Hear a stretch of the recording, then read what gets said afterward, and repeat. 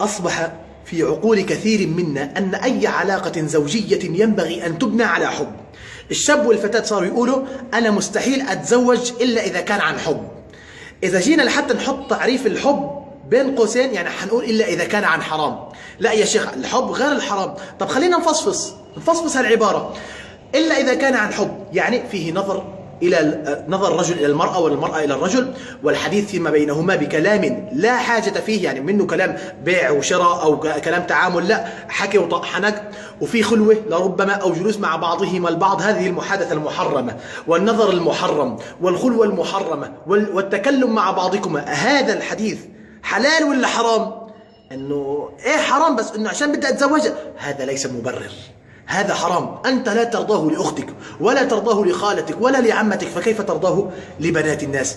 إذا هذا الغسيل الدماغ الذي أصبح عندنا بسبب المسلسلات التركية وأفلام الحب والغرام، أنه لازم أي علاقة تبنى على موضوع حب وعلى موضوع حرام، هذا أصل باطل. أنت تريد فتاة عفيفة. قال الله سبحانه وتعالى في وصف النساء: محصنات غير مسافحات، غير مجاهرات بالزنا، ولا متخذات أخدان. شو معنى أخدان؟ 3 أقوال للعلماء بمعنى أخدان، يعني غير زانية بشخص واحد، غير حبيبة لشخص واحد، غير مصاحبة عند صاحب واثنين وثلاثة. وكذلك الرجل: محصنين غير مسافحين ولا متخذي أخدان. انت لما بدك امرأة صالحة، والمرأة لما بدها رجل بدها رجل صالح يعينها. النبي صلى الله عليه وسلم قال: تنكح المرأة ل4: لجمالها ولحسبها. لحسبها بيدخل فيها موضوع الجنسية، إن والله جنسيتها كذا وكذا.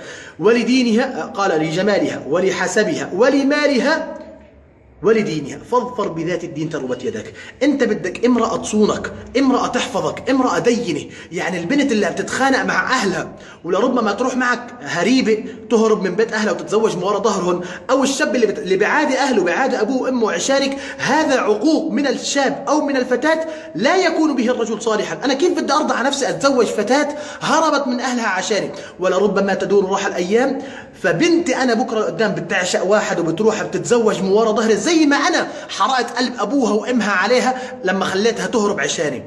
أنا والجزاء من جنس العمل. كيف بدي أرضى أنا أحافظ على بيته وهي هربت عشاني؟ وشو يعني والله يا شيخ عشان بتحبني؟ وشو يعني بتحبني؟ هل الحب رباط مقدس أهو منزل من عند الله سبحانه وتعالى؟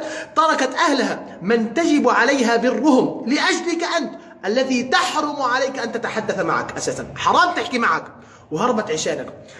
لازم تاخذ وحده اساسا براسك دينه، يعني يكون شعارها: اريده اماما لصلاتي. بدي اياك لما تخلص صلاه الفريضه وتروح على البيت تصلي معها جماعه، انت تكون مخلص الجماعه البيت بتروح تتسنن بالبيت، بيكون معها جماعه بتاخذ اجر جماعه، انت بتكون امام لها، امام لاولادها. انت بدك امراه تفيقك على قيام الليل فتضحك لتصلي قيام الليل. انت بدك امراه صالحه. لما تروح تطلبها من ابوها بده يسالك اول شيء عن موضوع دينك قبل ما يسالك عن الرزق، قبل ما يعتقد انه الله سبحانه وتعالى هو الهادي. بطنش موضوع انه والله يمكن يكون رجل فاسق بس جاي لبنته بس معه مصاري معه اموال، بتقول له: طب يا فلان كيف بتزوج رجل ما بيصلي؟ رب العالمين الهادي. طب يجي رجل متدين بس فقير، طب ما بينسى انه رب العالمين الرزاق. اعجبني احد الاخوه واحد الشباب، وقد جاءته فتاة أو جاءه شاب يطلب يد ابنته، فسأله سؤال واحد، قال له: بتجاوب على السؤال ما بدي شيء منك. شو السؤال؟ قال له: في أي وقت صلاة الفجر؟ بس بده يعرف أي وقت صلاة الفجر، عشان اللي بيحافظ على عهده بينه وبين رب العالمين حيحافظ على بنته، يلي ما بيحافظ على عهده بينه وبين رب العالمين ما حيحافظ على بنته. فاظفر بذات الدين، وأنت اظفري بصاحب دين، لا تقبلي إلا صاحب دين. كلمات أحببت أن أذكر بها نفسي ثم أذكر بها إخواني، والسلام عليكم ورحمة الله وبركاته.